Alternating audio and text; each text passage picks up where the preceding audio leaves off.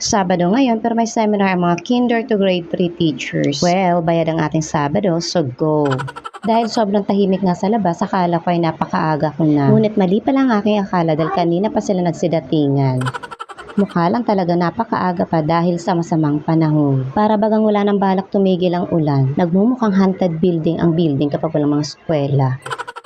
Hindi mo nga ako mapapalakad dito kapag gabi. At marami na nga silang nagsidatingan. Ramdam mo ang pagkamiss nila sa isa't isa. Hindi matigil ang kamustahan at tsikahan.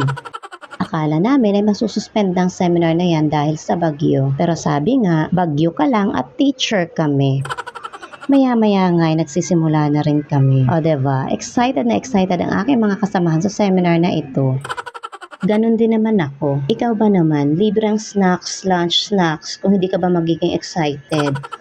Pagkain na nga lang nakakakilig sa atin, diba? 9 schools ang magkakasama sa buong district ng Carmona. At dahil magkakakilala na halos ang lahat, ay nagchikahan to the max.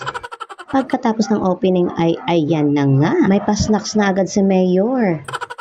Sponsored by our very own LGU ang aming food. Hindi na rin naman sila lugi dahil may kakaunting notes na kami. Maya-maya pa nga ay humataw na sa performance task ang aming mga kasamahan. Nangangalit na naman ang malakas na hangin sa labas pero walang nakakapigil sa amin para mas matuto pa kami ng mga kaalaman na pwede na maibahagi sa aming mga eskwela. Maliit lang na bagay para sa amin yan. Last 2 years nga, kasagsagan din ng bagyo ay nag-house to house pa kami. After ng aming performance ay lunch na ulit. At spaghetti naman ang aming snacks sa hapon. Sadyang napakabilis ng oras at uwian na nga kami. Alive na alive pa rin ang mga teachers at hindi mo makikitaan ang pagod. Tapos na't lahat ang aming seminar pero umiiyak pa rin ang langit.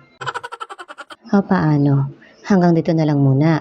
Muli, ito ang inyong nanay Guro. Maraming salamat po sa panonood.